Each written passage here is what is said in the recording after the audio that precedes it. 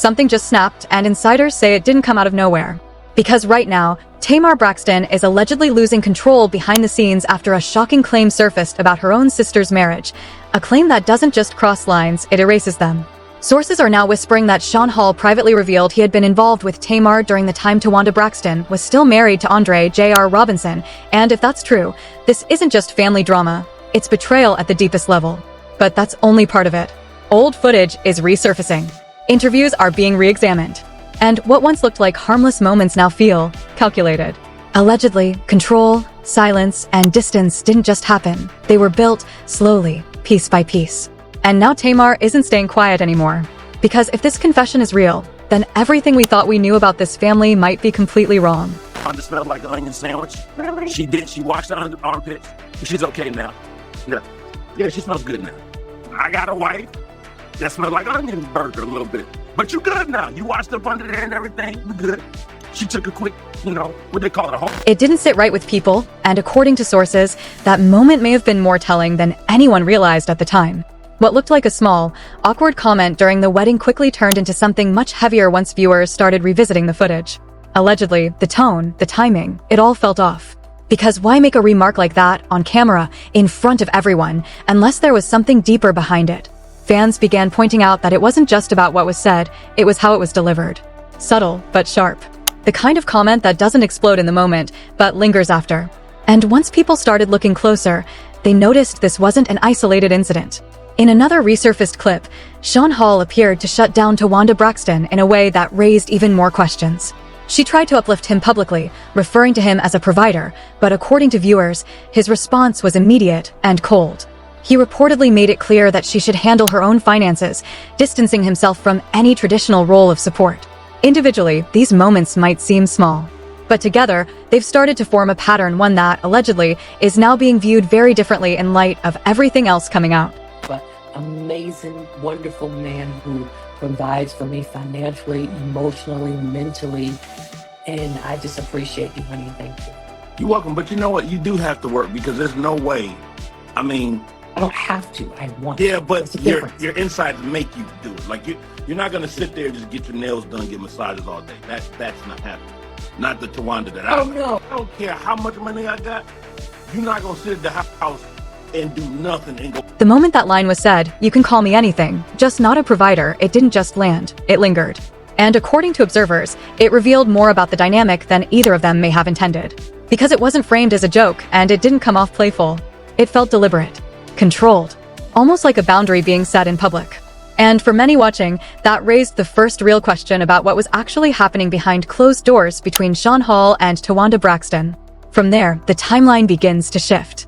Sources suggest that shortly after the marriage, subtle changes started becoming more visible, not dramatic enough to alarm everyone at once, but consistent enough to build concern over time.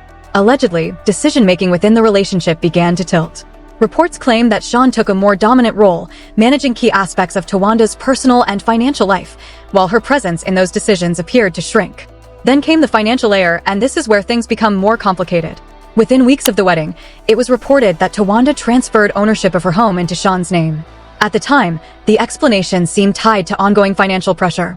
Public records had already shown that she filed for bankruptcy back in 2019, claiming overwhelming debt. There were also disputes with a former landlord who accused her of owing tens of thousands in unpaid rent and damages, while allegedly misrepresenting her financial situation. Additional claims suggested that income may have been redirected through business channels to avoid creditor scrutiny. So initially, the house transfer didn't immediately trigger alarm. It fit into an existing narrative of financial instability. But now, that same decision is being re-examined under a different lens. Because according to Tamar Braxton, this wasn't about debt management at all. She allegedly believes it was about control. And it doesn't stop there. Insiders now claim that the shift wasn't just financial. It extended into Towanda's personal relationships. There are reports suggesting that distance grew between her and her family after the marriage, with some alleging that boundaries were enforced in a way that limited access. The most noticeable example? Tamar reportedly not being invited to the wedding at all. Not just excluded from the ceremony, completely left off the guest list. At the time, it was dismissed as another chapter in the sisters' long history of tension. But now, with everything resurfacing, the comments, the financial decisions, the distancing, people are starting to question whether those pieces were ever separate or part of something much more calculated. Yes, who Yeah. showed up and who wanted to be present, Facts. following the rules with their phones, not Yeah. posting all Yeah. the important things. And, we just wanted to say thank you to everybody. Dr. David Johns, we said that. Lisa's and our goddaughter. Yeah. Thank you. Yep. Trina, Tony. Yep. Miss Charlotte, thank you to everybody. And shouts out to our son, Brax, who Oh, graduated from the Navy. He Hey. couldn't make She thanked almost everyone, friends, guests, even people who weren't physically there. But one name was missing, and people noticed. Tamar Braxton wasn't just excluded from the bridal party, she was allegedly erased from the moment entirely. At the time, fans brushed it off as another chapter in the long, complicated history between her and Towanda Braxton. Old tensions, old misunderstandings, nothing new. But now, in light of everything that's allegedly surfacing, that moment feels different. Heavier. Because what once looked like sibling fallout is now being re-examined as something potentially deeper, something influenced from the outside.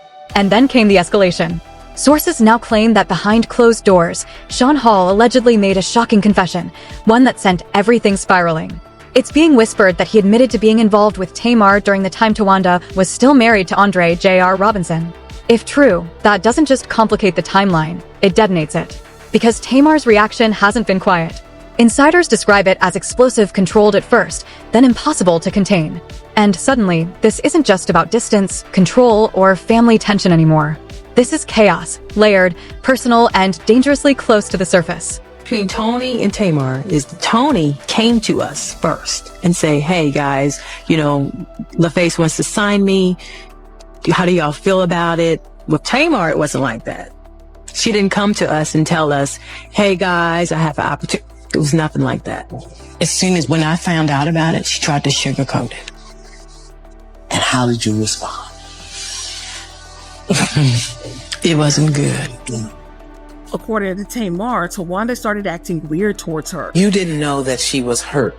No. No idea. I knew at the time when I got my solo deal, because they stopped speaking to me. What did you think was going on? I didn't know. I think they were just upset at me for moving on. Because we always did everything together. It looked like she's isolating herself or having to isolate herself. And since she has been with Andre, it seems like it's... For a while, it seemed like the damage between them had finally settled. Years of tension, arguments, misunderstandings somehow, they had found a way to exist in the same space without everything falling apart. But according to observers, that fragile balance didn't last. The shift reportedly began the moment Towanda Braxton got closer to Sean Hall, and from there, the distance only grew. What used to be small gaps turned into silence. Communication slowed. Effort, at least from the outside, seemed one-sided. In one resurfaced exchange, Tamar Braxton directly confronted the shift, questioning why their relationship suddenly felt so disconnected.